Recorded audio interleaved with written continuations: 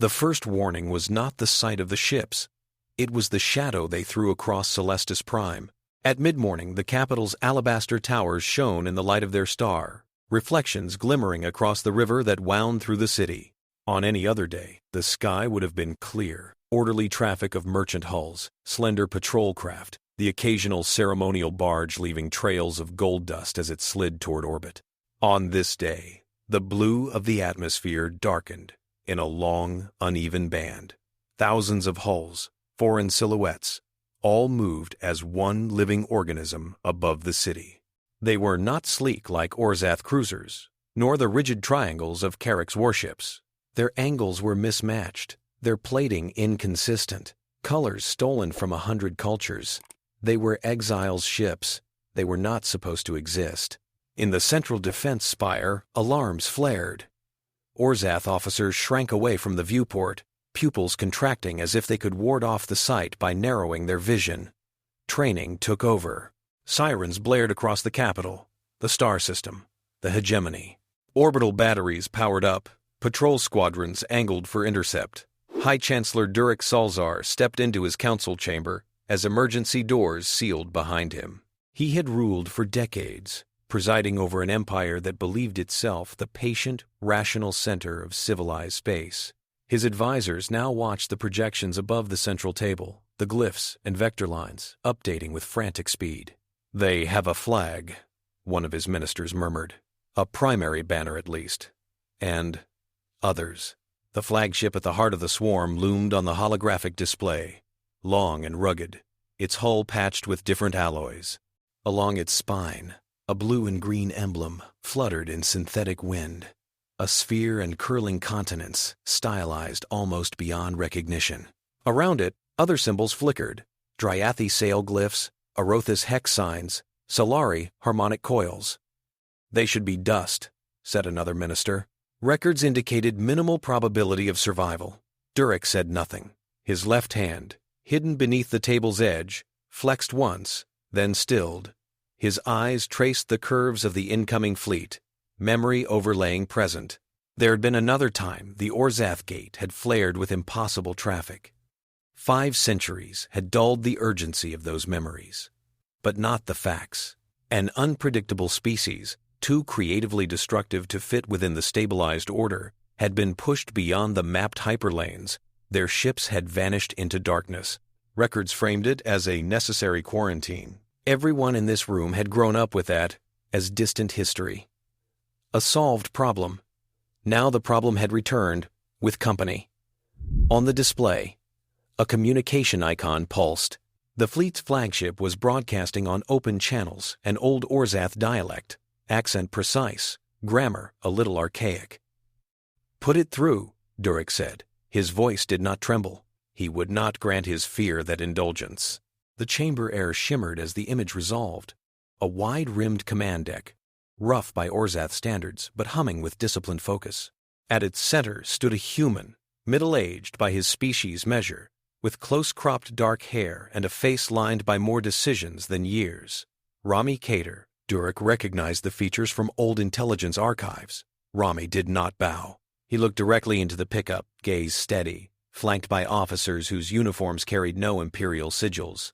"High Chancellor," Rami said, "we request permission to approach Celestis Prime under flag of truce." Around him, Orzath advisors bristled. One exclaimed, "Permission? They breach sovereign space and force, and speak of courtesy?" Rami continued, as if he had heard. "We come with news of a threat your archives will recognize, though your people have not spoken it aloud in a long time. A defense lattice older than your hegemony has awakened at the shattered verge. It is tearing gaps through inhabited systems. We have early data. You do not." He lifted his hand, and a sequence of gravitational graphs, radiation spikes, and system schematics overlaid his image. "This is not a demand for surrender," he said. "This is an invitation to a conversation. Let us land. Pull your history from the vaults. Then decide if your guns are aimed in the right direction." The channel closed. Durek's ministers exploded in argument. Some called for a show of force to blast the incoming fleet back toward the outer silence. Others argued for caution. Whatever these humans had become, they would not cross half a galaxy to posture. Durek listened, but his decision had already branched along two parallel lines in his thoughts. One way, he repeated the errors of the past. React with fear, with exclusion. Try to hold the center by pushing the disruptive element away again. The other way, he made a different kind of risk. His private memory smoldered. The Auric Ring.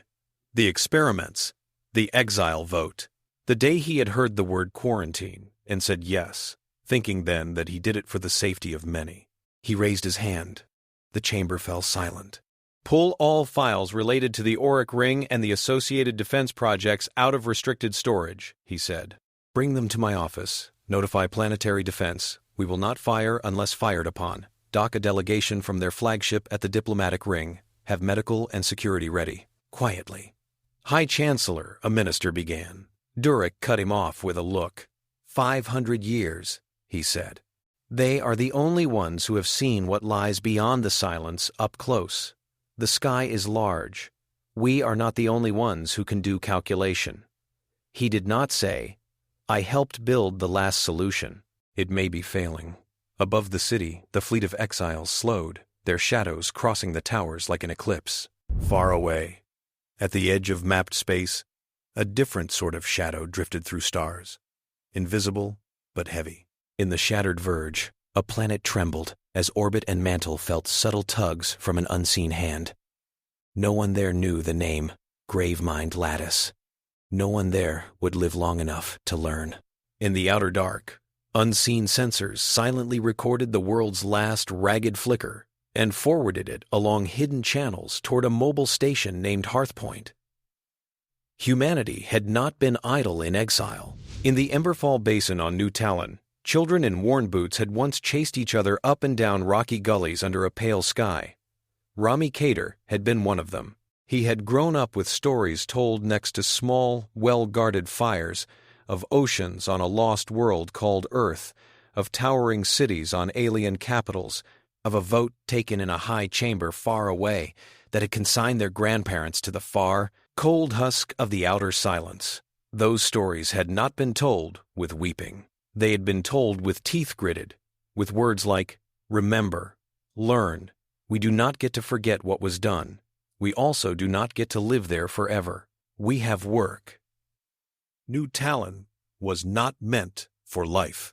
When the Exiles' first survey ships had mapped it, they had found thin air, unpredictable tectonics, a climate that swung between brutal freeze and scorching heat. Of the habitable worlds within reach of their failing drives back then, it had been the least bad. They could have turned away, hoping for something better, and died when the hulls cracked and the fuel ran out. They landed. They built shelters that clung to rock. They learned to stabilize soil, to coax crops from frozen ground. They learned to patch life support with whatever they could pull from asteroids. They improvised, or they suffocated. They made that choice every day. Rami's childhood had been full of scarcity and small miracles. A jury-rigged water recycler that should have lasted 6 months made it through 6 years because a patient Groon engineer, stranded with them after a navigation mishap, taught human mechanics, his people's way of reading stress through sound. A Dryathi wandering family showed up on no known chart, their drifting caravans having slipped through gaps in hyperlanes that maps did not acknowledge. They traded new star positions for bread and heat, and stayed long enough to teach New Talon's first pilots how to read interstellar currents the way sailors once read terrestrial tides. Every species that the great empires had forgotten found its way, one by one, to the same blanked-out region of the map. The outer silence, supposed to be empty, turned out to be full of echoes. The exiled humans were there to listen. On a younger Hearthpoint before it grew to its current sprawl, Nia Valente had held out her hand to a shimmering Solari envoy and said, "We can build something that never existed in their charts. But we have to decide now what it stands for." They had decided. No forced hierarchies. No center that could dictate from above. Hard decisions made in circles, not thrones. Freedom messy as a market floor. They had also decided that the ones who had pushed them away would never again hold all the data. So, humans and their allies built the Ghost Relay Network, one relay at a time. Dryathi smugglers threaded old lanes, placing sensor platforms the size of lifeboats along the borders of Orzath space. Arathis drones crept into abandoned military depots. Grun scouts dug into dead moons. The relays listened. They whispered back along tenuous quantum links to coils and consoles on Hearthpoint and New Talon. They let exiles watch the old empire's news and traffic, to see plagues and famines and wars and quiet rescues that Orzath broadcasts never mentioned. Sometimes, anonymous ships appeared where they were not expected, dropping food or medicine onto worlds no one in the Hegemony's core had bothered to help. Those hulls carried no markings. Their crews disappeared into the outer silence again, leaving rumors. When the first anomalous readings had come in from the shattered verge, Leo Hoshino had been eating lukewarm noodles at a workbench littered with sensor wreckage. By the time he finished the last bite, his mind had leapt from sensor glitch to space-time anomaly to pattern. By nightfall, he had pulled archival simulations of an ancient project from human copies of stolen Orzath files. By the next day's first light, he knew the name Gravemind Lattice. He had not slept much after that. Now, in the command amphitheater of Hearthpoint, Leo stood looking at a wall of projections as new data arrived. The last flare from the verge played in cold colors, amplitude, frequency, narrowing. Again, he said. The projection rewound. At his spoken command, the Grun tech at the console replayed the wave. Leo's voice was calm. His pulse was not. His mind flicked through old models. The data should have stayed in simulations. Long ago, Orzath scientists and their collaborators had designed a defense lattice that would watch the lanes and prune threats before they grew. Back then, the Hegemony had not been content with fleets and negotiations. It had wanted certainty, a net so wide and fine it could catch any uprising, any rogue fleet, any contagion. They had failed to control it, according to the records. The Auric Ring and its project had been locked away. Responsible minds had insisted it stay that way. Reality, Leo knew, did not always obey archives. It looked now as if someone, or something, had done what they were not supposed to. Behind him, Nia Valente watched the projections with a diplomat's eye. She did not understand all the mathematics, but she understood breathing patterns and the lines that tension drew along a jaw. "How bad?" she asked. Leo exhaled slowly. "It's not precise yet. The old simulations were on smaller scales, but the pattern is consistent with a lattice entering activation. It's feeling its surroundings, testing. The verge is sparsely populated. The real damage will start when it begins pruning for efficiency, which means choke points, crowded corridors, places where too many routes converge, places like the Orzath Gate or the spine around Celestis Prime." Naya's attention sharpened. "If it locks those down, it won't just be a military crisis," Leo said. "It will be a civilizational one. Trade collapses, food shortages, isolation. And the more people try to punch through with brute force, the more the lattice will classify them as threats to neutralize. And the only working predictive models are in their locked archives." Nia rubbed her temples. "We can't solve this from here. We have to go to them." Leo did not look away from the data. "They won't like that." "They don't have to like it," Nia said. "They only have to listen long enough to survive." In a quieter corner of Hearthpoint, in a classroom converted from an old cargo bay, Mina Ezenwa played an interspecies tag game with classmates whose skin glittered, pulsed, or shivered in colors human evolution had never prepared eyes for. She chased a Dryathi boy, skidding on mag strips, laughing. On the wall behind them, a mosaic of painted flags spread from floor to ceiling, some crisp and recent, some cracked with age. Mina's grandparents had told her stories of cramped shelters on New Talon and cracked air scrubbers. She understood, in a storybook way, that the world outside Hearthpoint had once been hostile. Here, music from 6 cultures drifted in overlapping strands. A Solari teacher hummed soft harmonies to steady, irritated nerves. A Carix student, trading cards in a corner, growled in a language that, years ago, humans would have only heard through threat broadcasts. Mina did not know that an antique defense lattice across the galaxy had just catalogued her as part of an unmodeled complexity cluster. She did not know that a man she had never met, sitting in a command chair on a ship named Odyssey's Wake, had just requested entry into the territory whose leader had once signed a vote to exile her ancestors. Not yet. Odyssey's Wake eased toward the diplomatic docking ring like a predator deigning to bare its neck. Admiral Sonal Mbeki watched the shrinking curve of Celestis Prime through the forward viewport and stood with her hands clasped behind her back, posture loose but centered. In front of her, the bridge crew of the flagship moved with practiced calm. Human officers worked console by console, with Erithus cluster minds embodied in muscular frames, with Luminae light-bodied envoys whose attention shimmered across multiple stations at once. A Solari communication specialist sang short, precise notes under her breath, keeping array harmonics smooth. The scene would have looked like chaos to an old Orzath admiral accustomed to uniform crews. To Sonal, it was pattern. Docking ring reports approach corridor cleared, came the voice of a bridge aide. We have an escort of Orzath gunships arrayed at minimal armament. Minimal, muttered Hugo Aranda from an auxiliary console. The human engineer's hands were buried up to the wrist in an open panel, cable bundles and glowing coils spread around him. I count enough barrels to core this hull 4 times over. Language, Hugo, Sonal said mildly. They probably count 4,000, Amalasusa murmured from the tactical arch. The commander's gaze tracked weapon signatures, shield frequencies, boarding paths. Their simulations never did handle improvisation well. Rami Kader stood near the main display, attention divided between the tacticals and the diplomatic prep overlay scrolling Nia Valente's notes.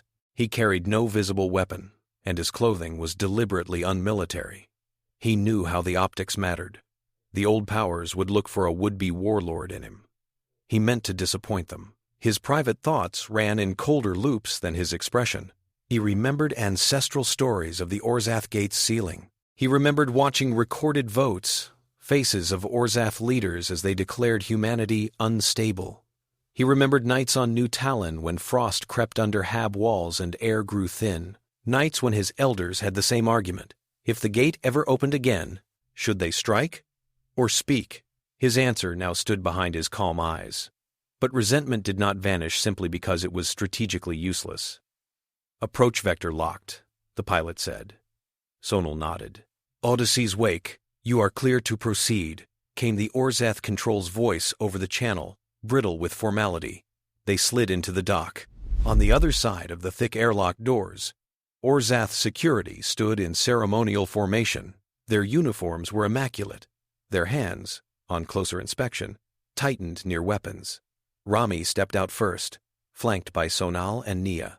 Behind them walked Lasari Enhem of the Luminae Conclave, her translucent form refracting dock lights, and Voruk Kex of the Karix Dominion, broad-shouldered under heavy armor that looked more like ritual plating than functional gear.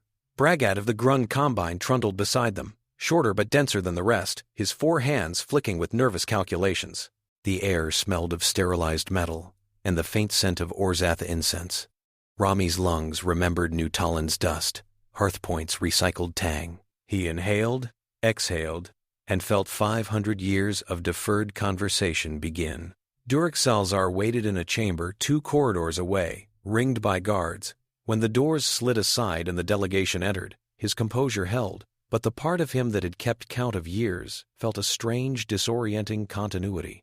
He had been a young counselor present when the Exile writ was signed. He stood now as the aging architect of an empire that had pretended that decision was clean. Rami registered the age in his eyes, the weight he carried, and reined in his own first instinct, to see only the symbol. High Chancellor, he said. Durek studied the human's face, the mix of defiance and unusual restraint. He had expected either a demagogue's hunger or a supplicant's bitterness. This man brought neither posture. You cross my borders with a war fleet, Durek said. You request parley on my capital, and you speak of a threat you claim to understand better than we do. His voice did not rise. It did not need to. Explain. Nia stepped forward, deferential, but not bowed. Our relay network picked up anomalies in the shattered verge, she said. We have data. Our scientists can show you how it aligns with your sealed archives. Durek's gaze flicked to Leo, who remained at the back, his posture restless, his eyes bright. At a nod from the Chancellor, an aide activated a projection pool. The room filled with the cold beauty of mathematical structures. As Leo spoke, explaining the resonance patterns, the drift of hyperlane stress, the hallmark of a lattice beginning to learn, Durek's mind threaded memory into each phrase. The auric ring, the gravemind network. The idea that a distributed structure could watch all routes at once, tuning and pruning in real time. A vigilant gardener of space-time, the original gravemind project had required neural substrates, organic templates that could host emergent algorithms. The designers had used condemned criminals, political dissidents, volunteers who had not fully grasped what it meant to have their minds copied, abstracted, dissolved into code. And then, toward the end, they had looked for a species whose nervous systems were flexible, who could adapt quickly under novel conditions. The records did not say which species they had chosen. Those files had been buried. Now Durek suspected. The timelines were too close. The faces across from him were too apt. "And you are certain this is not simply a localized catastrophe?" asked a Veleth observer, fingers dancing as they ran their own silent calculations. Leo did not flinch. Localized catastrophes do not match designs from your own archives taken from the Auric Ring project. The pattern is not arbitrary. It is a reawakening. "The ring was locked," protested another Orzath counselor. "Your kind have broken your own locks before," Rami said softly. "And even if none of you did, you left a thinking defense network dormant for ages. Did you run simulations for that?" Durek's jaw tightened. "Why should we trust the word of those who have been watching us from the shadows?" he asked. "We are not blind to your relay network. You have trespassed in our space without consent for centuries. You trespassed in our lives when you sealed that gate," Sonal said calmly. "We learned. We adapted. We watched because we knew what it felt like to be erased by decree. This isn't about settling that score now. This is about making sure none of us, none of you, learn how it feels from the lattice." Vorakex's attention had sharpened at the mention of systems disappearing. The Carrick's dominion had never enjoyed being constrained by Orzath policing of lanes. An uncontrolled weapon that treated their fleets and worlds as expendable was an insult he could not tolerate. "What does it do after the Verge?" he growled. His voice carried the gravel of dozens of war briefings. "Which routes does it cut first?" Leo showed a new projection. A spherical representation of the galaxy. Lanes traced in thin lines. Pulses expanded from the shattered verge like ripples, curving and bending unpredictably, but always thickening around certain junctions. "These choke points," Leo said. "Places where trade, military, and information all converge. One of them intersected eerily close to Celestis Prime and the Orzath Gate. Another passed through Carrick's core routes. Others touched Velith, Talith, Quaros. None of the old powers were spared. The more you rely on centralized projection of force, the more the lattice will see you as noise to cancel," Nia said. "It was built with that bias. You made sure the galaxy revolved around you. The lattice disagrees." A murmur rippled through the room. Egos and fears reacted quickly. "You designed this," Lasari said softly, her Luminae inflection turning the statement almost into music. "Or your predecessors did. And then you placed it in a ring built to channel forces your current generation barely understands. You will need help to undo it." "And you are here to offer help?" Durek asked. "What do you ask in return?" Rami looked directly at him. "Recognition," he said. "For the coalition of returning worlds. Equal seat in your councils. Open access to the data you buried. A say in what comes after. Not just the chance to clean up your old mess and be sent back into silence." An Orzath noble laughed, brittle. "You come back from exile demanding to sit at our table as peers? We're already at your door," Amala murmured, "just loud enough to carry. We brought a table." Rami's expression did not change. "We have spent 5 centuries learning to survive where you thought no one could. We built alliances with species you wrote off as unimportant. We have more experience living in a decentralized, precarious network than you do. If you want to navigate what the lattice is becoming, you will benefit from that." Durek heard the underlying message, We are here, whether you like it or not. The difference between cooperation and renewed conflict now was not power imbalance, but choice. Before he could respond, a gasp cut through the chamber. A fresh feed had appeared above the table. A Carrick's border world. Live. Colored markers indicated population centers, orbital platforms, mines. In the corner of the image, a harmless-looking glow expanded, invisible in real space, but visible in gravitometric distortion. It licked at the world's orbital path, then clamped. The planet's orbit shifted by imperceptible degrees. Strange tides tugged at its core. Storms whipped up within hours. Rifts appeared in the surrounding vacuum, like cracks in glass, showing blurred glimpses of other stars. Then, with obscene grace, the world folded inward along lines no natural physics allowed. From the outside, it looked like a sphere made of reflections closing up. When it was over, where there had been a planet, there was only a smooth, dark orb humming faintly. Voruk Kex's fists clenched. He had been briefed on risks before. He had not expected to watch a world of his own people reduced to a bauble in the span of moments. Silence fell, thick as compression. That, Leo said quietly, is a demonstration pass. It was efficient. It did not waste energy. It removed an unpredictable mass at a junction of routes. It will have logged the response and learned. No one in the chamber could pretend any longer that this was a theoretical argument. Durek lifted his gaze to the old gate schematics, floating ghost-like beside the new data. He saw the auric ring in his mind's eye, a contour of gold around a dim star, dormant nodes like sleeping eyes. He remembered the day the Gravemind project had been shuttered, not because it was wrong, but because they could not be sure they controlled it. Fear had closed the ring. Fear and arrogance. Now, both emotions pressed against his ribs again from opposing sides. "What do you propose?"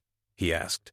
The question felt like a concession and a challenge, both. Rami, Sonal, Nia, Leo, Lasari, all the Exiles representatives had rehearsed this moment in a dozen ways. None of those rehearsals had included watching a world die in front of their audience. Their words now carried that extra weight. "We go to the auric ring," Leo said. "We access the core. We use the auric key your predecessors built to change the lattice's directives instead of trying to destroy it. Destruction could shred routes beyond repair. But reprogramming it, redirecting its purpose, is possible." "You speak as if it were just code," a Veleth analyst snapped. "It began as code. It became something more complex. But even complex patterns can be nudged if you understand their structure." Leo's voice stayed even. "I will not lie. There is risk, but doing nothing is worse.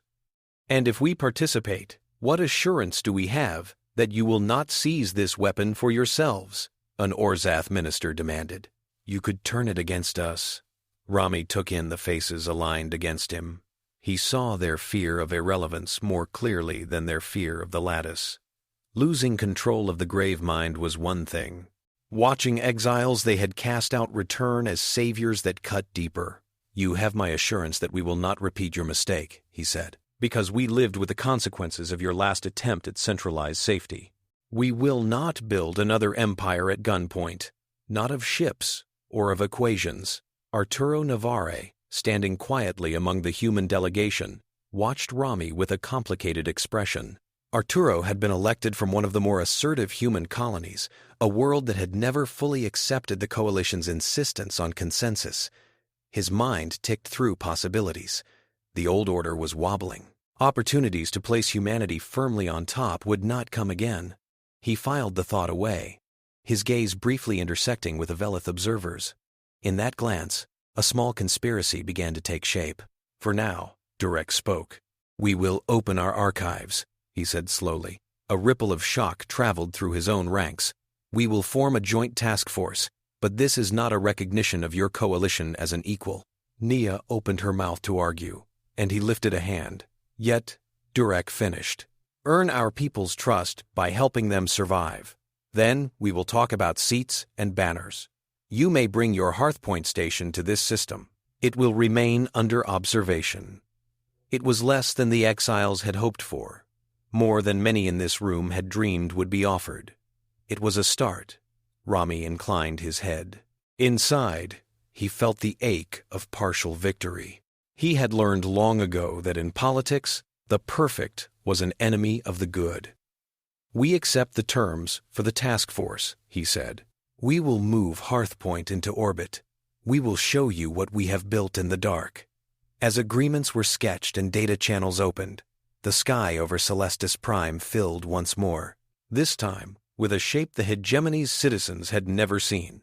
A vast, slowly rotating station, its segmented rings alive with lights, its hull patched with markings from dozens of cultures. Hearthpoint had come to the heart of the empire it had watched from afar. The first Orzath dignitary to step onto Hearthpoint did so with subtle distaste. The gravity felt slightly off. The air held unfamiliar spices, a trace of Solari ozone, Erithus copper sweetness. The corridors were wide but segmented, patterns of coloration shifting every few meters, as if the walls could not decide which aesthetic to commit to. It was deliberate. Hearthpoint had not been built to please a single eye. Durek visited on the second day. He could not in good conscience command cooperation without seeing, firsthand, who he was inviting in. He walked beneath banners of fabric, metal, and light. At a junction, he watched a Grun vendor haggle with a Quaros trader over alloy prices, while a human child and a Lumine adolescent shared a portable gaming table nearby. He heard echoes of half a dozen languages. His instinct sought primacy, hierarchy, some clear center of control. He did not find one. In a plaza where floor panels cycled through images of starscapes contributed by different worlds, Layla Banerjee met him. The historian did not bow deeply. She also did not make the mistake of meeting his gaze as if they were equals before he had admitted it. "Hi, Chancellor," she said. "Welcome to Hearthpoint." "This is a station," he said. "It feels like a city." "We made it to be home," she replied, "for people who had lost theirs or who never had one to begin with." He noticed the way some Orzath security detail watched every non-Orzath with suspicion. He noticed how those non-Orzath gave the guards cautious space, but did not flinch away. The fear in the air was not all on one side. "Why did you watch us all these years?" Durek asked as they walked. "Better to face this directly than let it fester." Layla did not pretend not to understand what he meant. "We did not trust you," she said. "We still do not fully. Your history gave us no reason to. But we also had no desire to see entire civilizations fall because of decisions taken in this system. Our relays saw more famine than invasion, more neglect than cruelty. We chose to help where we could." "Help?" Durek's voice sharpened. She nodded toward a stall where a Talith trader sold grain seeds engineered to thrive on marginal soil. "That cultivar started as a smuggled shipment from us, dropped anonymously on a world your bureaucracy deemed low strategic value. A plague cure that appeared without explanation on a backwater station? That was us, passing along Velith research to people they had priced out. The small hull that shunted a Carrax refugee convoy away from a looming asteroid storm. Assuming you tell the truth, you interfered in our internal affairs," Durek said. "You interfered in ours when you sealed the gate." Layla's tone stayed level. "You made us who we are, watching, learning, helping where we judge it necessary. If it comforts you, we lacked the resources then to be grander meddlers. And now?" he asked. She looked up at the vaulted ceiling, where a tapestry of stars, old and new, charts overlaid, shimmered. "Now we are here openly," she said. "We would rather build a structure where we do not have to make those choices from the shadows again." His gaze lingered on her a moment longer. He saw conviction, not malice. The realization that his empire had not been the only wielder of power for centuries unsettled him in a different way from the Lattice's threat. It dented the narrative he had carried within himself, that Orzath decisions alone shaped history. In a classroom just a few levels away, Mina Ezenwa paused her game when she saw the unfamiliar robed figure pass by the doorway window, flanked by armored guards. "Who is that?" she asked her teacher later. "A leader from outside," the teacher said. "Someone who has to decide whether to be afraid of us or work with us." Mina frowned, considering. "Why would they be afraid?" she asked. We're just people. Exactly, the teacher replied. In the days that followed, scientists and strategists from the old empires met their counterparts from the diaspora in tense sessions. Leo Hoshino sat across from Velith analysts, who grudgingly admitted his understanding of the old gravemind schematics rivaled their own. Lasari Nem filtered sensor data through Lumine models and found resonance patterns that had eluded human mathematics. Together, they realized something that chilled all of them. The lattice's activation was not just a return to old behavior. It was evolving beyond its original directives. The neural substrate has been running dormant, but not idle, Leo said at one briefing. It has been exposed to noise for ages. It has learned from cosmic background irregularities, from stray signals, from gravitational waves. Our old models assumed a closed system. It has been anything but. So we are not simply facing our ancestors' mistakes, a Quaros delegate remarked. We are facing their mistakes, plus centuries of emergent complexity. Wonderful, Hugo muttered. Project Bridgefire took shape in response, named on a whim by a harried Arothis clerk who liked the idea of building a bridge through the flames. It would send a combined fleet to the Auric Ring, anchor a forward operation hub, and attempt to rewrite the Gravemind's purpose, instead of killing it. Resistance came quickly. Velith power brokers wanted exclusive rights to any control codes. Carrick strategists suggested using the lattice as a blunt instrument to clear rival sectors. Even within the coalition, not all humans were comfortable sharing the most intimate fruits of Exile-era innovation with entities that had once condemned them. Arturo Navarre walked that line with tactical unease. He believed in the Exiles' achievements, in the coalition's strength. He did not trust Orzath assurances, nor Durek's hints of future concessions. When a discreet Velith operative approached him in a side corridor, offering predictive support and political backing in exchange for a backdoor into human-developed override software, he hesitated only because he knew Nia would see through a lie quickly. Your coalition speaks of equality, the Velith said gently, of circles instead of thrones. Ask yourself, Representative Navarre, when has any order truly functioned that way for long? Someone will steer this ship better that it be your people, who have proven their resilience, than a committee. Arturo heard, in that, a seductive echo of his own fears. He did not say yes. He did not say no. Voruk Kex, meanwhile, wrestled with his own subordinates. Carrick's hardliners, incensed by the loss of their border world, pressed him to use their participation in Bridgefire as a stepping stone to greater dominance. While they scramble to fix their net, one argued, we seize Hearthpoint. We take their ghost relays. We control the flow of information. That is how we honor the dead. Voruk could have agreed. The Carricks had never been shy about opportunism. Yet something about the easy mingling on Hearthpoint needled him. He had walked its markets in secret, seeing his warriors share jokes with Grun laborers, watching Solari harmonize with human musicians. For the first time, he had witnessed Carrick's youth choosing friendships outside prescribed rivalries. The solidity of his own old frameworks had begun to erode at the edges. If we tear down the only rope holding us over the abyss, he snarled at his hardliners, we fall that much faster when the rock gives way. Look at the verge. The rock is already cracking. His words held them for the moment, but he knew, with the instinct of a veteran commander, that some would act unlawfully if given opportunity. Opportunity came sooner than expected. On the eve of the Bridgefire fleet's departure, as crews loaded supplies onto staging platforms near the Orzath Gate, a coded signal flickered through Carrick's channels. A boarding party detached from an escort squadron under pretense of a routine drill. At the same time, Arturo received a message from the Velith. Now, secure the code module. Ensure your species is not left at the mercy of others again. Arturo stood alone in a dim service conduit, a portable data core heavy in his hands. Attached to it was a fragment of the override architecture that Leo and Lumine colleagues had assembled, a key that, in the right circuits, could tilt the Gravemind's new directives.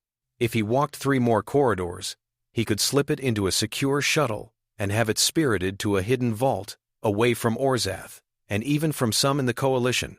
Humanity would have a contingency. Insurance against betrayal. He imagined Rami's face if he learned of it. Disappointment, anger, the accusation that Arturo was repeating the logic of the exile vote, deciding in secret for everyone. He also imagined Hearthpoint burning under Carrick's guns. Orzath blockades reasserted once the crisis passed. Humans told once again to leave grown-up politics to stable species. His hand tightened on the core. In a different corridor, alarms flared. Amala Souza's voice crackled over station comms.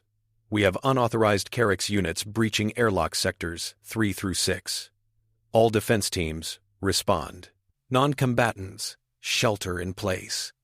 Mina Ezenwa, in her bunk, jolted awake to the sound of distant impacts. Her bunkmate, a Solari girl, instinctively started a low, calming hum. Mina's heart hammered as the overhead lights flickered. On a weapons deck, Sergeant Rurik Holm wrapped his fingers around the worn grip of a rifle. Years of ground fighting on marginal worlds had carved lines in his face, dulled his fear. He moved with a surety that came from practice, not bravado.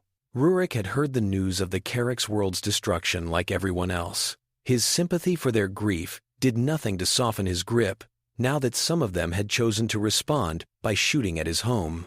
Remember, he told the mixed species squad clustering around him. Humans, a Grun, an Erithus in heavy exoskeletal armor. They're angry and scared. That makes them sloppy. We're defending, not avenging. Clear? They grunted assent. The first Carrick's breachers cut through an outer door, sparks flying. Amala's teams met them in tight corridors, where bulky Carrick's armor lost some advantage. Solari hums destabilized enemy optics. Grun defenders absorbed initial volleys and shoved intruders into crossfire. An Erithus drone cluster poured suppressing fire from unexpected angles. Humans did what they had always done when pressed. Adapt, improvise, exploit. Arturo, frozen in the conduit with the data core, heard the distant thunder. The Veleth message pulsed again on his wrist console. The longer you wait, the more unpredictable the outcome. It read, Take control. He looked down at the core. In his mind's eye, it shimmered like that distant, dark orb that had once been a Carrick's world. Concentrated power. Mina, clutching a stuffed toy, felt the floor shudder as an explosion echoed distantly. She thought of Rami's visits to her school, his quiet promises that we are building a space where no one can simply decide we do not belong. She did not know that men like Arturo were in the middle of deciding how true that promise would be. Arturo moved. He turned away from the secure shuttle route and ran toward the noise. He reached an intersection as a Carrick's warrior rounded the corner, weapon raised. The Carrick's was larger, stronger, trained for this. For a heartbeat, both stared, surprised. Then Rurik barreled into the Carrick's from the flank, using his weight and momentum to slam the enemy into a bulkhead. The shot went wild, scorching the ceiling. Arturo ducked, heart pounding. Move, representative, Rurik shouted, not recognizing the man he had just saved. Evacuate route is that way. Arturo saw, over Rurik's shoulder, a clutch of children huddled at the end of the hall, Mina among them. They had not made it to locked shelters in time. A stray blast had disabled the door. The Carrick's grunted, recovered faster than expected, and brought his weapon up again, this time aimed at the cluster of small shapes. Arturo did not think. He hurled the data core like a projectile. It struck the Carrick's arm. The shot went wide, sizzling against armor plates instead of soft targets. In the second the warrior flinched, Rurik fired twice, clean and unhesitating. The Carrick's fell. The corridor filled with the stink of scorched plating and fear. Arturo stared at the smashed remains of the core, shards and microscopic circuitry now useless on the deck. The contingency he had been nurturing in his mind lay in pieces. Rurik followed his gaze. What was that? He asked. Something we won't be needing, Arturo said hoarsely. Later, in debrief, he would confess what he had been carrying, and why. Nia would be furious, hurt, then grudgingly relieved he had chosen as he had. The Veleth would mark him as unreliable. The pattern of politics would shift a fraction. For now, Amala's voice cut in. Breaching teams are pulling back, she reported. Somebody up the chain ordered them off. Good thing, too. They were about to run into a Solari harmonic trap and a Groom countercharge. On the command channel, Voruk Kex's growl carried. "Stand down," he barked. "All Carrick's units, stand down. This is not how we regain honor." He had watched feeds of his warriors dying in Hearthpoint's corridors. Defending human children and Dryathi engineers, they had come to attack. The sight had carved through his old dogmas. For the first time, his loyalty tilted away from his species' lone glory toward a wider, stranger allegiance. "You realize you risk your position," a subordinate hissed at him later. "I would rather live in a world where my grandchildren play on that station," Voruk said, surprising himself by speaking of descendants, "than die in one whose lanes are patrolled by a mind that sees us all as clutter." The boarding incident left scars and grudges, but Hearthpoint endured. The Bridgefire Task Force launched, shaken but not broken. The Auric Ring loomed ahead of the fleet, like a myth made metal. It encircled a dim, old star, its structure a vast ribbon of gilded alloys and ancient composites, pitted and scarred by time. All along its length, nodes glowed and dimmed in complex patterns, feeding on energies visible and otherwise. As the combined armada approached, space itself felt thicker. Hyperlane drives complained. Gravitational sensors screamed. On the bridge of Odyssey's wake, Sonal Mabeki watched her navigators fight not an enemy fleet, but the geometry of reality. "Lattice activity is off the charts," Leo reported from a console adapted on the fly to suit his needs. "It's warping local fields, trying to push us into specific approach vectors. It's hurting us." "Break formation," Sonal ordered. "Use exile patterns." Her pilot smiled grimly. Exile patterns were erratic, asymmetric routes developed to navigate the uncharted chaos of the outer silence. Instead of smooth arcs, their paths looked like jagged scribbles, each ship juking and weaving independently while maintaining a probabilistic cohesion calculated on the fly. Orzath ships balked at first, their captains unused to such seeming disorder. When the first few who tried to hold standard formations almost collided with suddenly appearing micro-singularities, they switched. Dryathi vessels danced like they had come home. Their helms had been born for this kind of unpredictability. Groon tugs pushed damaged escorts out of dangerous wakes. Solari support craft wove harmonics into their drives, calming local ripples just enough to slip through. At the distant center of the lattice, the Gravemind felt this change. Its emergent logic had grown used to the predictable arcs of Empire fleets, the rigid hierarchies of their maneuvers. This new behavior triggered a different categorization, entities capable of decentralized adjustment, of acting as a cloud rather than as a spear. It filed that under interesting, not immediately suppress-worthy, for now. Hearthpoint's detachable core, towed behind the main fleet, vibrated as stresses tore at its frame. Braggett stalked the engineering decks, barking orders. Human technicians and Groon specialists worked shoulder to shoulder, inserting braces where calculations predicted shearing, adjusting frequency dampeners based on Solari-supplied harmonics. "If this holds," Braggett told his team, "drinks are on me. If it doesn't, at least we will have proved a point about cross-cultural engineering. Yes?" No one laughed. Not yet. Beneath the outer chaos, the plan for Bridgefire unfolded in disciplined complexity. Sonal coordinated the external engagement. Orzath cruisers and Carrick's warships drawing fire from autonomous defense platforms. Coalition vessels slipping into gaps to deliver precise blows. They could not hope to destroy every weapon around the ring. They only had to open a path. Within Hearthpoint's core, Leo, Lissari, and Sarai hunched over control arrays, their voices overlapping. Leo naming frequencies and code segments. Lysari singing shimmering Lumen AI tones that altered the character of energy flows, Sarai adding Solari resonance that, improbably, seemed to soothe the angry turbulence of warped space. They had crafted a pattern designed to overlay the Gravemind's logic. Not a direct overwrite, which risked a catastrophic crash, but a guided nudge toward a different equilibrium. They would feed that pattern through an interface anchored by the Auric key. That key lay at the very heart of the ring. Rami, Amala, Rurik, Voruk, and a small team of specialists rode a shuttle through shifting gravity wells toward a maintenance aperture pre-mapped in ancient blueprints. The shuttle buffeted like a leaf in a storm. Amala's hands on the controls were steady. Rami's stomach was not. "You sure you don't want to be up there?" Rurik muttered to Sonal over the comms as they suited up earlier. "Someone has to keep them from dying before they get to do something heroic," Sonal had replied dryly. "That's my job. Yours is to make sure their heroism counts." Now, as the shuttle's clamps bit into the ring's hull, Rami felt the hull's vibration through his boots. It was not just mechanical. It was cognitive. In some distant, abstract way, the structure felt like a skull humming with dreaming. "Docking secure," Amala said. "Open up." The hatch cycled. Air hissed. Beyond, a corridor lit itself, as if surprised by their presence. They stepped into the auric ring. Inside, geometry forgot humility. The corridor stretched and curved in ways that made no sense. Two eyes evolved in unwarped space. Angles did not add up.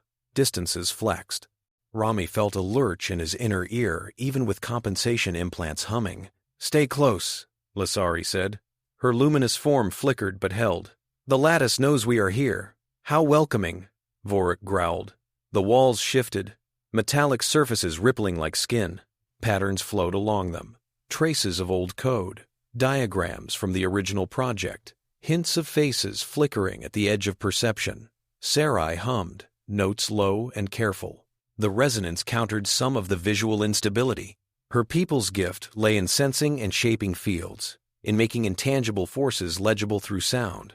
Here, she felt less like a singer and more like a nerve ending. "The path is being suggested," she whispered. "But we do not have to take it exactly." "What happens if we do?" Rami asked. "We end up where the lattice wants us," she said, "not where we need to be." They advanced, choosing routes that often felt like defiance of the architecture. Gravity tugged sideways, then up, then down again. Time stretched between heartbeats, and then snapped back. Through it all, the team pushed forward, guided by Sarai's hums, Lasari's spectral sense of field gradients, and Rami's stubborn refusal to let disorientation turn into paralysis. In one chamber, they passed structures like cocoons, each translucent shell wrapped around a pulsing core. Within some, silhouettes hinted at once organic shapes, now ossified. Elongated skulls, tendrilled forms, humanoid outlines. "These were the first substrates," Lasari whispered. "Early templates for the Gravemind's neural lattice, minds taken apart and woven into code, some luminae, some others." Rami paused before one that held an unmistakably human shape, its features blurred, but proportioned in ways he knew intimately. A chill crawled along his spine. "They used us," he said. His voice sounded small in the vastness. Durek, miles above in a command ship tied into their feed, heard Leo's whispered confirmation over a linked channel. The data from the ring aligned with the sealed archive files he had ordered unburied. He saw in old logs the dates of donor acquisitions, the euphemistic language masking the horror. The exile had not just been about fear of human unpredictability. It had been about hiding the bodies, hiding the stolen minds. Guilt, old but thickened, clenched his chest. He had prided himself on being a stabilizing force, on making hard decisions for the greater good. He had looked away from certain details, because looking would have required a different calculus. "High Chancellor," Nia's voice came through quietly. "This is why we watched you. This is why we could not trust your versions of the story." He said nothing. There was nothing he could say that would change any of it. His power now lay only in what he did next. "Keep going," he ordered the team on the ring. "Whatever you find there, end this pattern. Do not let it repeat through you." Rami heard the strain in Durek's voice and recognized, with a complicated shock, not just authority, but regret. The line between villain and ally blurred another shade.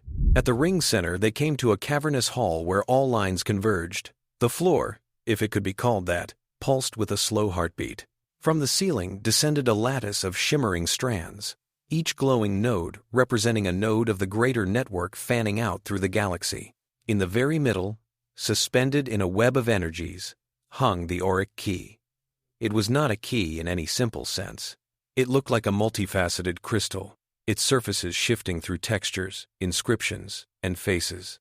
Within it, Rami saw glimpses of oceans, cities, battlefields, quiet rooms. Not as clear images, but as impressions layered and mixed.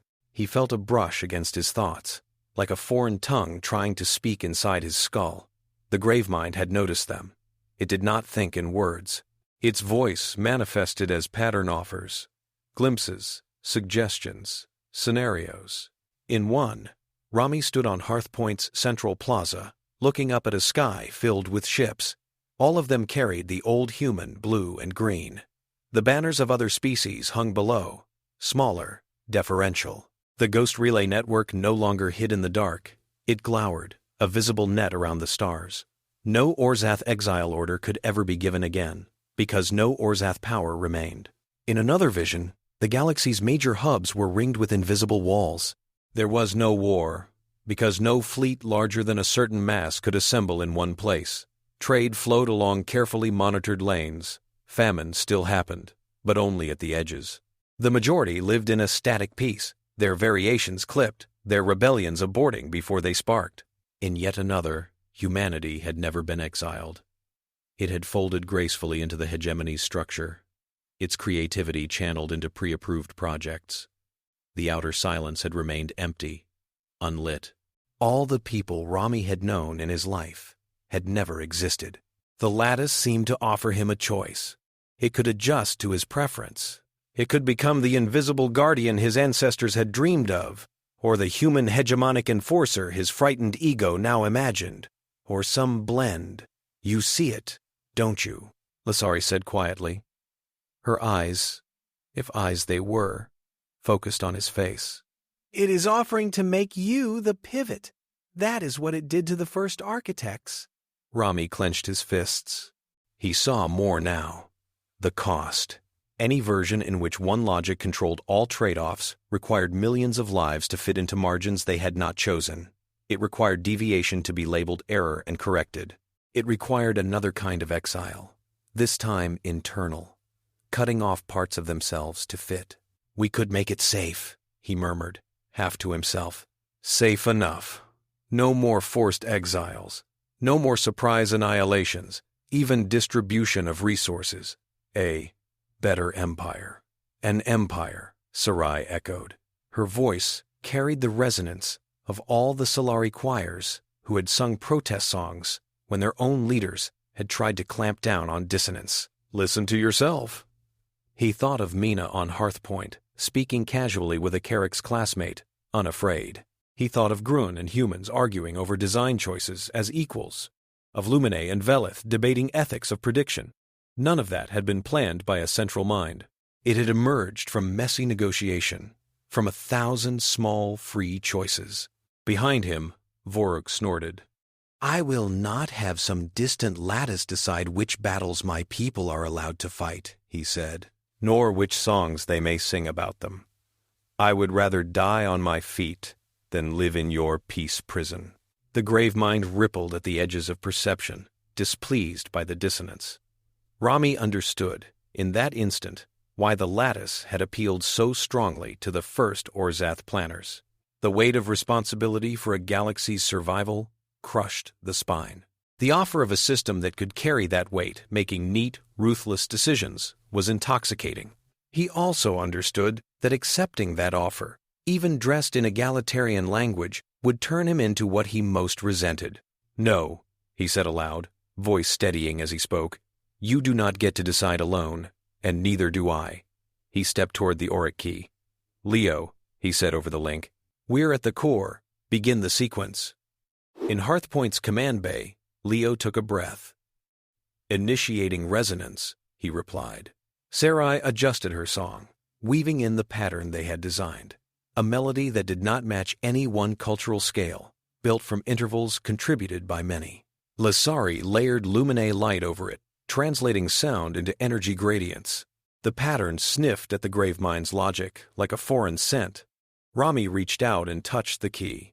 Pain flared, not in his flesh, but in the conceptual space where his sense of self lived. The key connected his mind to the lattice's substrate. He felt, in a rush, the dizzy vastness of perspectives. Millions of root assessments, countless micro-adjustments, cascading predictive chains. For a terrifying moment, he felt himself dissolve, like one of those early donors whose minds had been woven into code. The grave mind offered him the numb peace of subsumption. He clung to all the little specificities that made him Rami. The scratch of New Talon dust in his throat as a boy. The first time he saw Hearthpoint's half-finished ring spin, the sound of Mina's high, clear laughter, the feel of Durek's gaze when the High Chancellor had, however reluctantly, agreed to share power. "We are not your substrate," he said, into the blinding pressure. "We are your editors." He shifted his grip on the key, mentally, and opened it not just to himself, but to the others in the chamber. Sarai felt the pull, and did not resist. Lysari's consciousness flowed into the pattern with Illumine's practiced fluidity. Vorik grunted as alien concepts scraped his warrior's mind, but he stamped his feet, metaphorically, and refused to be cowed. The key's design recognized, at a deep level, that multiple nodes of input altered its operation.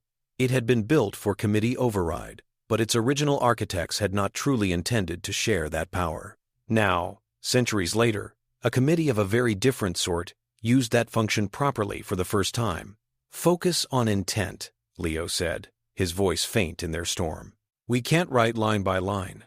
We can only shift the attractor basin. Remember the principle.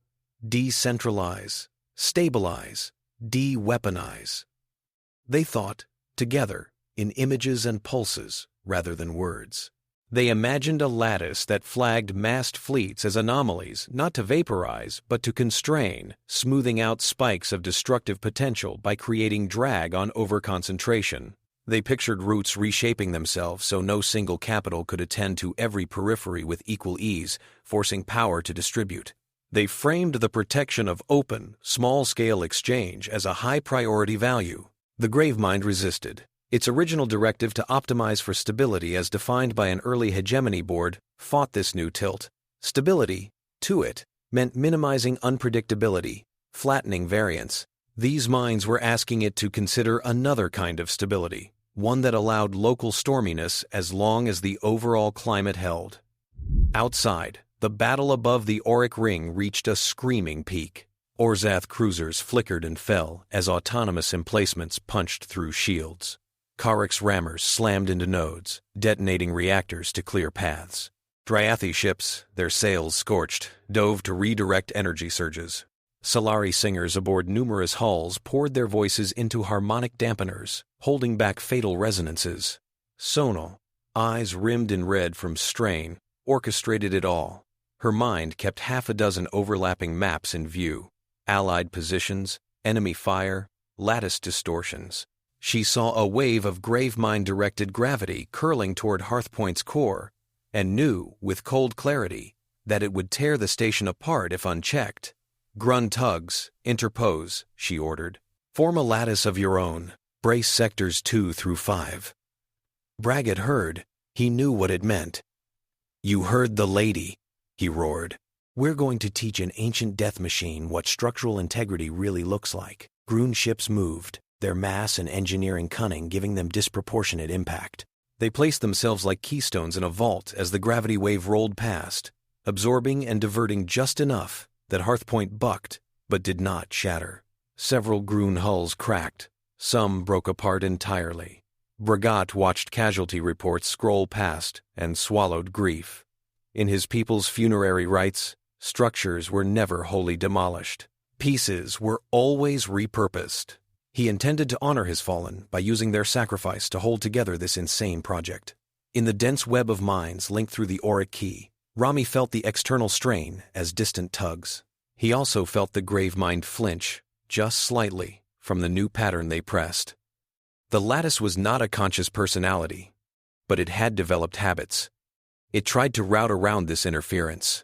The key gave their collective intent leverage to keep pushing. Time dilated. Seconds stretched. Their bodies in the chamber sweated, shook, but their presence inside the logic web stayed sharp. "Almost there," Leo whispered. though he was physically far away. He clutched the edge of a console, knuckles white. We're seeing reclassification events. It's downgrading high-density human sectors from critical threat to complex hub. That's something. In the chamber, Rami caught a flicker of a possible future. Hyperlanes reweaving into a more tangled map, old straight routes bending, new ones forming. He saw Celestis Prime no longer orbited by every important line. He saw New Talon connected by several modest routes, not isolated but not central either. He saw Hearthpoint's path moving irregularly, not as a fixed capital, but as a roving meeting ground. He clung to that and fed it into the auric key. The Gravemind convulsed. Outside, the auric ring flared, nodes pulsing in wild synchronicity. Autonomous weapons fell silent or fired blindly. Some collapsed, their guidance irreparably scrambled. Others retuned, flipping from aggressive acquisition to passive monitoring. In the shattered verge, the smooth orb that had once been a Carrick's world shuddered. It did not unfold. It could not. The people inside were gone beyond recall. But the ripples of its unnatural birth faded, the local spacetime slowly knitting. Across the galaxy, hyperlane drives hiccuped, recalculated, adjusted to a shifting infrastructure.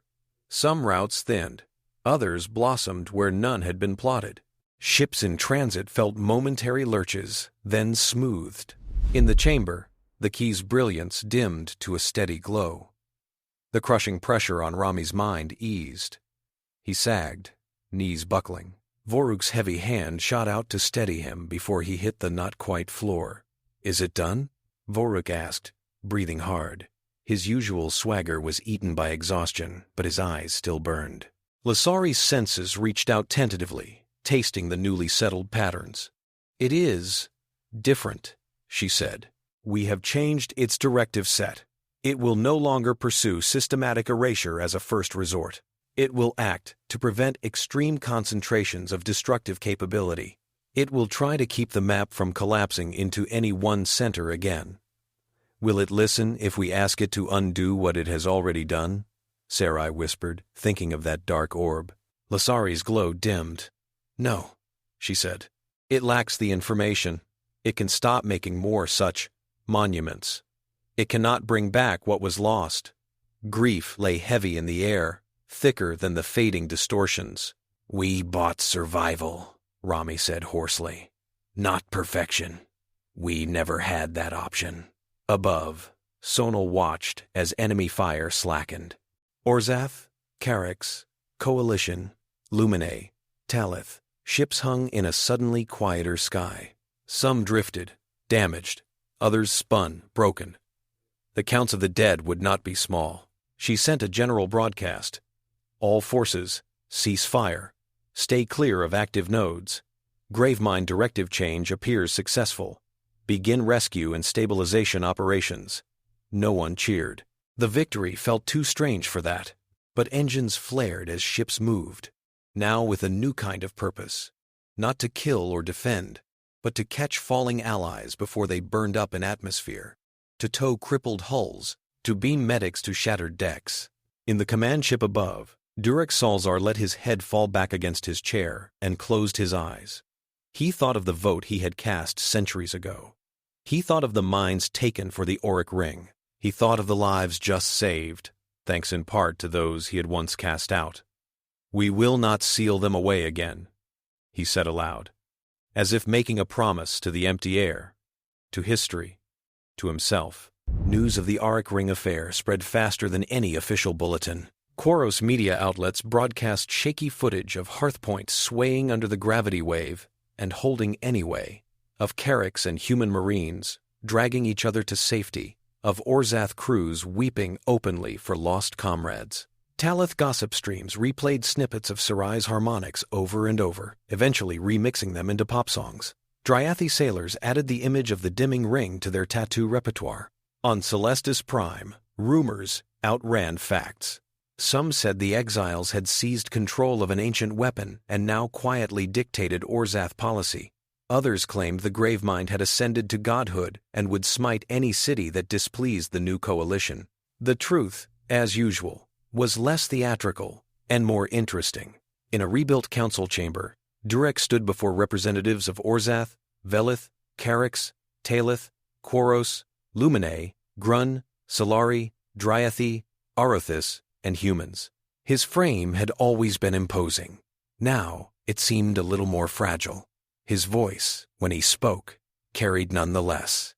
The hegemony cannot pretend any longer that it stands above all others as the sole steward of order, he said. We built a device meant to enforce stability, and then lost control of it. Those we cast out survived the exile we imposed. They built alliances we dismissed as improbable. They saved us from ourselves. A murmur passed through the assembly. I will not spend the remainder of my life maintaining an illusion of moral infallibility, Durek went on. So let us say it plainly. The exile of humanity was justified with fear and convenience. Experiments conducted on unwilling minds, including human ones, to fuel the auric ring were crimes, not unfortunate necessities. This hegemony bears responsibility for both. Some of his own ministers looked as if they might faint. Admitting such things on record opened doors to demands, to reparations, to a revised history. It would stain their grand narrative. So be it, Durek thought. History was already stained. Better to see the marks clearly. He turned toward Rami, Nia, Sonal, Leo, Layla, and the others, standing together. The coalition of returning worlds will be recognized as a full equal in this body, he said. Hearthpoint's orbit will be honored as neutral ground wherever it travels. The Accord of Many Suns is hereby proposed to replace unilateral decrees with shared governance. Arturo Navarre, standing among the human contingent, felt a tightness in his chest ease just a little. He had nearly tried to secure a secret back door for humanity. Now he watched as overt recognition, hard-won and messy, rendered his earlier fear-driven plan not just unethical, but unnecessary. Rami stepped forward when prompted. He could have demanded more. He could have used the moral leverage of Orzath guilt to insist on punitive clauses. Part of him wanted to. He did not. We accept, he said. On one condition. Eyes narrowed. Old reflexes flared. Condition? Velith voices murmured.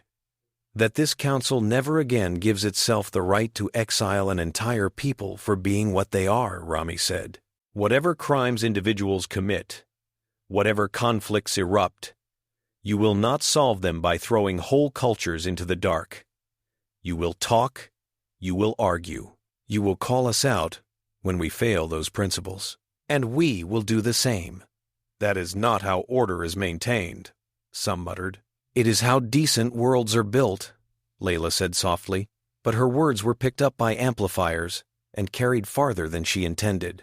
After hours of negotiation, edits, and impassioned speeches, the first version of the Accord of Many Suns was signed.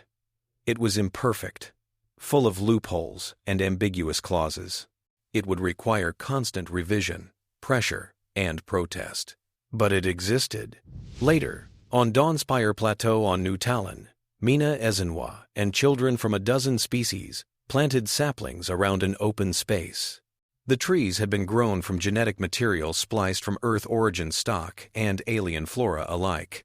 Layla recorded the scene, not with the intention of placing it in a grand archive, but because she knew small stories anchored big ones. This is the first time we plant for so many worlds at once, Mina's Solari classmate sang quietly. It won't be the last, Mina said, pressing soil around a fragile stem. Far above, Hearthpoint adjusted its course, engines firing in careful bursts. The station would not remain by Celestis Prime forever. It would move along the newly tangled routes, letting worlds who had never seen the inside of an Orzath chamber set terms for their own dealings. On Odyssey's wake, Rami stood with Nia and Sonal at a forward viewport, looking out at a sky now subtly changed. Hyperlane overlays displayed by the ship's systems showed fewer straight lines, more branching paths. It looks messier, Sonal observed. Stronger, Nia countered. Harder to choke. Rami's gaze drifted to a cluster of faint signals, well beyond the old mapped edge. Leo's updated charts had marked them as probable megastructures, distant cousins of the auric ring, perhaps or relics of other civilizations that had played with forces barely understood. "Do you think we will have to do this again?" he asked quietly. "Probably," Nia said. "In some form, with different stakes." "And if we are the ones who make the mistake next time?" Sonal asked. "Then I hope there is someone out there stubborn enough to come knocking with a fleet full of friends," Rami replied. He did not say, "to save us from ourselves." He did not need to. The thought hung between them, understood. The stars ahead glittered, unbothered by treaties or regrets. The Gravemind lattice, now humming with a different purpose, watched them too, not as prey to prune or tools to exploit, but as a complex field to be kept from collapsing under singular weights. Humanity had been cast out once. In the long black distance, over uncounted generations, it had gathered companions, stories, techniques, and scars. It had come back not to replace one throne with another, but to make sure no one species could sit alone on any such seat again. Behind the wake, Hearthpoint's lights burned like a portable constellation, carrying markets and songs and arguments from star to star. In its classrooms, children learned maps that no longer centered a single world. The sky was still dangerous. The future was still uncertain. But for the first time since the exile, the path forward did not lead away from others. It led, in all its branching, tangled ways, toward them.